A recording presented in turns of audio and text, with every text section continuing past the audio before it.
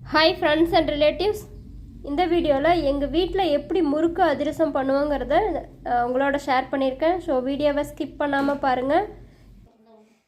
நம்ம ஒரு வேலையை கஷ்டம்னு நினச்சிட்டு செஞ்சோம்னா கஷ்டமாக தான் இருக்கும். ஆனால் அந்த வேலையை நம்ம சிம்பிளிஃபை பண்ணிட்டோம்னா ஈஸியாக செஞ்சிடலாம். அந்த மாதிரி தான் இந்த முறுக்கு அதிரசத்துக்கெலாம் நம்ம மாவு ரெடி பண்ணி வச்சிட்டோம்னா எப்போனாலும் நம்ம மாவு எடுத்து போட்டு உடனே இன்ஸ்டண்ட்டாக நம்ம செஞ்சுக்கலாம்.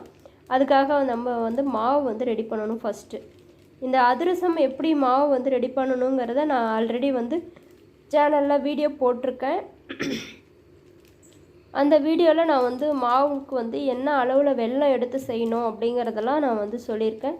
எப்படி மாவு கலக்கணும், என்ன பதம் அப்படிங்கிறதெல்லாம் வீடியோவில் தெளிவாக கொடுத்துருக்கேன். தேவைப்படுறவங்க அந்த வீடியோவை போய் செக் பண்ணி பாருங்கள்.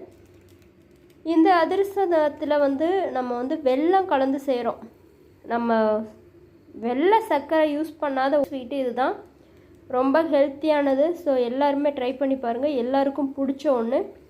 ஸோ ஈஸியாக இதை செஞ்சிடலாம். ஒரே டைம் நீங்கள் மாவு ரெடி பண்ணி வச்சிட்டிங்கன்னா ஃப்ரிட்ஜில் வச்சு நீங்கள் 2 மந்த்ஸ்க்கு மேலே வரைக்கும் நீங்கள் வச்சுட்டு அப்பப்போ இந்த மாதிரி எண்ணெயில் அதிரசம் தட்டி போட்டு சாப்பிட்லாம். நீங்கள் வெளியில் வைக்கிறீங்கன்னா ஒரு 20 டேஸ் கிட்ட நீங்கள் வெளியில் வச்சும் இந்த மாவு யூஸ் பண்ணலாம்.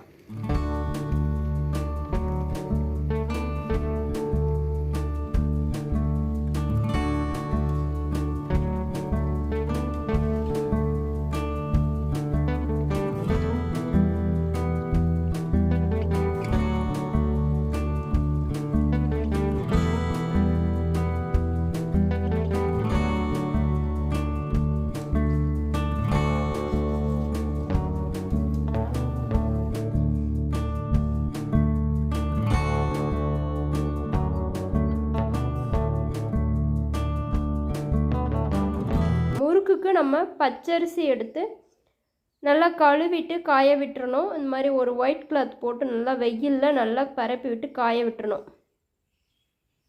பச்சரிசி தான் நமக்கு முறுக்கில் எண்ணெய் அதிகம் பிடிக்காமல் நல்லாயிருக்கும். புழுங்கல் அரிசியை விட பச்சரிசி நல்லாயிருக்கும். அதனால் பச்சரிசி யூஸ் பண்ணிக்கோங்க.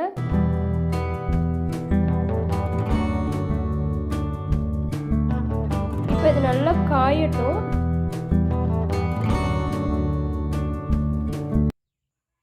இப்போ இந்த மாதிரி இது 2 நாளைக்கு நல்லா காய விட்டுருங்க. நல்லா காஞ்சதுக்கப்புறம் இதிலருந்து 7 படி அரிசி நான் போடுறேன். 7 படி அரிசிக்கு 1/2 கிலோ கடலைப்பருப்பு. கடலைப்பருப்புங்கிறது இந்த கடுகுலாம் போடுவோம்ல நம்ம, அந்த பருப்பு 1/2 கிலோ. அந்த மாதிரி போட்டு 2த்தையும் நல்லா மிஷினில் கொடுத்து நைஸாக அரைச்சிட்டு வச்சுக்கோங்க.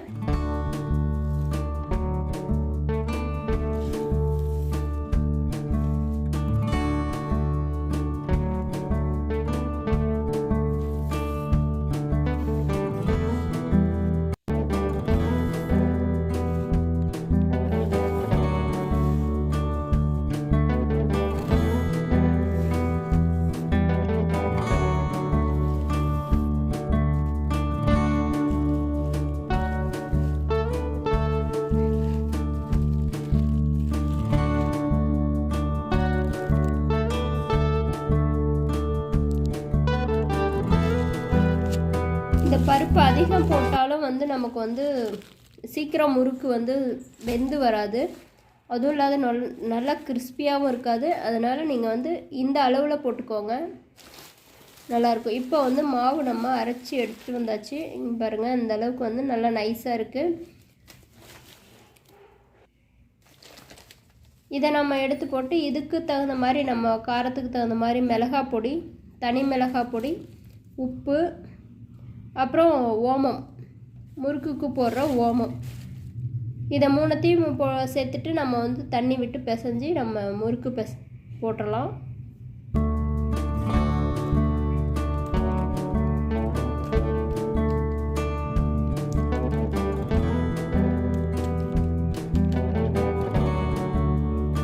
இந்த மாவு நீங்கள் ரெடி பண்ணி வச்சிட்டிங்கன்னா, இதை அரைச்சி வச்சிட்டிங்கன்னா இந்த மாதிரி உப்பு, மிளகாய் பொடி, ஓமம் இதை மட்டும் அப்பப்போ சேர்த்துட்டு நல்லா தண்ணி விட்டு பிசைஞ்சு நீங்கள் முறுக்கு இந்த மாதிரி எப்போனாலும் சுட்டுக்கலாம்.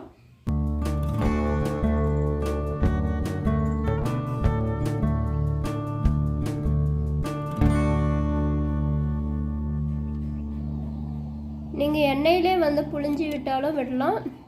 அப்படி எண்ணெயில் வந்து பிழிஞ்சு விட முடியல தெரியாது அப்படிங்கிறவங்க நம்ம அந்த மாதிரி தட்டை வச்சு அந்த தட்டில் வந்து இந்த மாதிரி பிழிஞ்சு விட்டுட்டு அதை எடுத்து நம்ம வந்து எண்ணெயில் போட்டுடலாம். அப்படி